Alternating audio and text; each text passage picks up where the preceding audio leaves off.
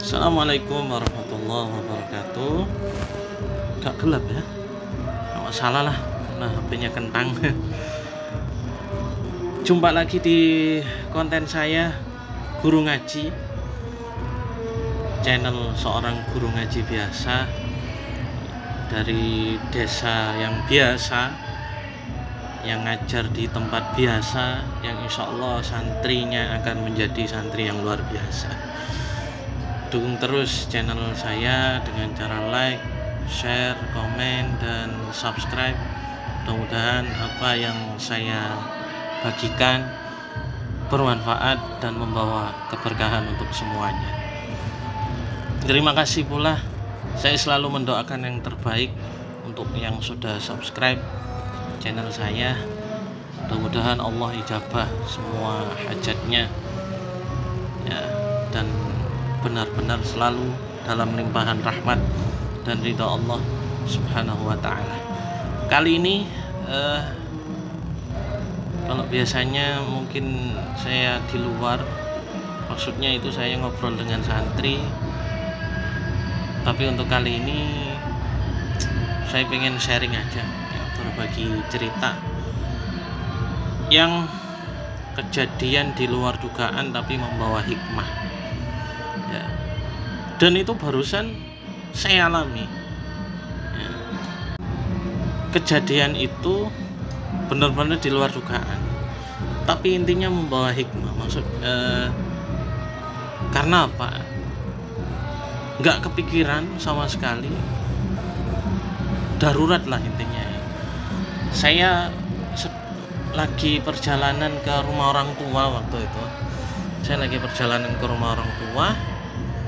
Di tengah perjalanan ada kejadian yang di luar dugaan.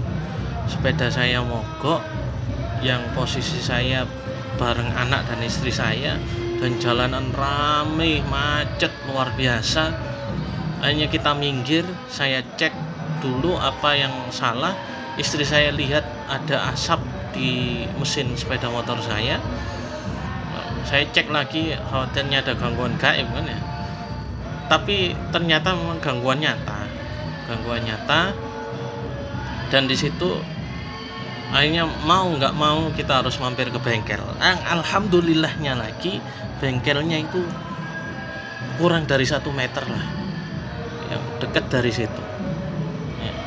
Akhirnya kita taruh bengkel, yang di situ dicek semua, ternyata penyebabnya gangguannya berat, yang sepeda motornya harus ninggal di situ.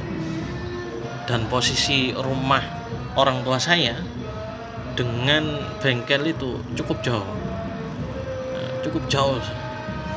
Akhirnya biar nenangin diri dulu, saya ajak istri sama anak saya, yuk makan dulu. Kita makan dalam kondisi mikir itu, wah ini nanti bagaimana ya, nanti gimana ya. Akhirnya istri saya kepikiran pakai taksi online untuk pulang ke rumah orang tua. Akhirnya kita ke rumah orang tua, kaget tuh orang tua, mana sepedanya mogok. Wah, apa bingung, ninggal di situ. Akhirnya untuk nenangin diri, besok paginya saya pinjem sepeda kakak saya, kita nenangin diri, kita jalan-jalan di daerah Surabaya sana ya, karena memang weekend jadi pas kita jalan-jalan ya. Saya sendiri masih mikir di situ karena bawa uang memang juga pas-pasan ya Allah, ini ada apa saya sampai gitu ya. Alhamdulillah kita tetap bisa jalan-jalan ya, nyenengin anak ya. Dan ya alhamdulillah sampai akhirnya siang hari tukang bengkelnya ngabari kalau gangguannya berat dan nyari seperangkat alatnya itu sulit ya. Gak tahu namanya apa, saya lupa. Situ mikir saya. Setelah itu alhamdulillah dibantu orang tua, kita cari alat, ketemu yang harganya luar biasa ya, nggak sampai 1 juta. Nggak sampai 1 juta ya.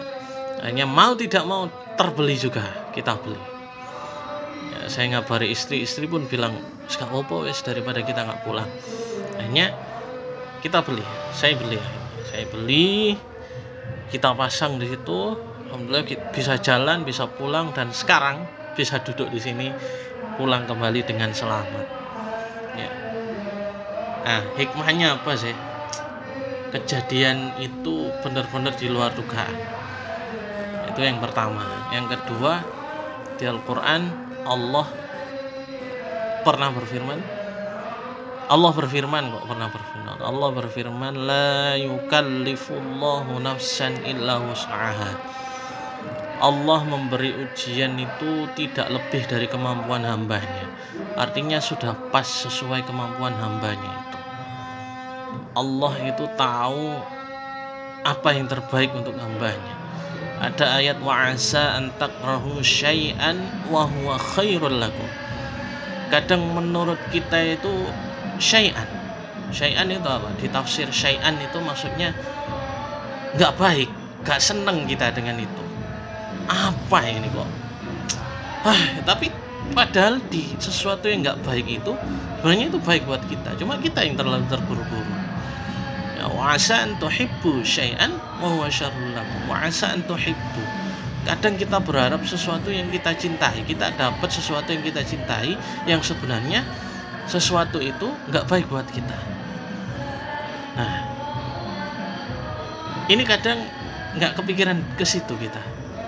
Tapi subhanallah, kejadian yang saya alami, bukan saya sok suci enggak, tapi cara Allah membahagiakan hamba itu indah sekali gitu. Kita dibuat mikir, kita dibuat seakan-akan aku ini guys sok mulai, saya ini enggak bisa pulang. Habis uang banyak, tapi alhamdulillah saya sekarang duduk kembali di rumah saya, uang juga masih ada dan nggak terlalu keluar banyak uang. Sepeda pun alhamdulillah tambah baru ya.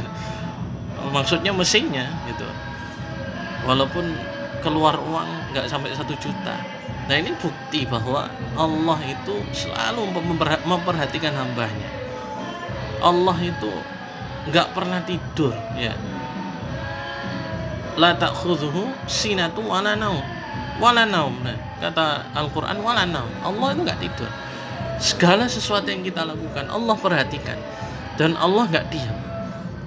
Allah akan berikan balas.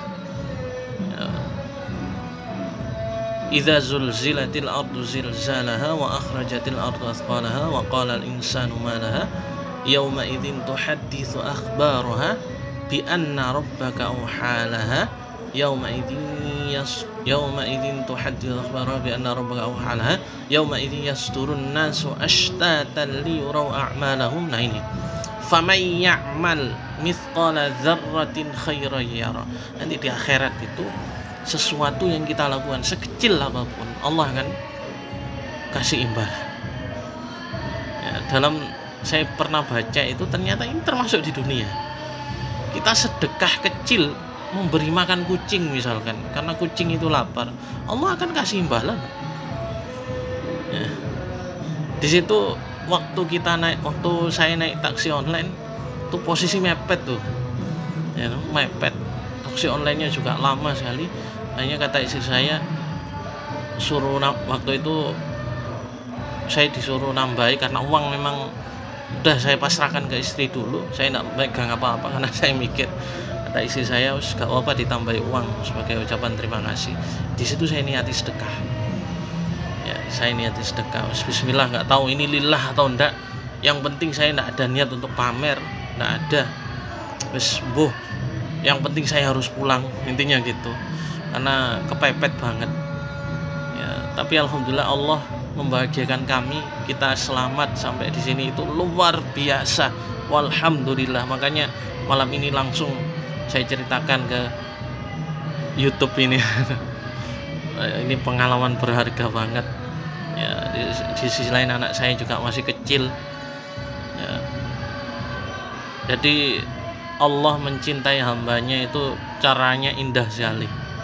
Jadi jangan pernah putus asa dengan apapun yang terjadi ya, karena inna ma'al usri yusra. Di balik kesulitan yang pernah kita alami, Allah akan berikan kemudahan atau kebahagiaan setelahnya. Itu saja mungkin hari ini. malam ini saya bikin vlog, mudah-mudahan sedikit sharing ini membawa keberkahan, memacu semangat untuk menjalani hidup lebih baik lagi. Jangan lupa like, share, komen, dan subscribe. Terima kasih yang sudah melihat dan mendengarkan cerita saya ini. Mudah-mudahan memotivasi dan teriring turunnya hidayah Allah untuk kita semuanya.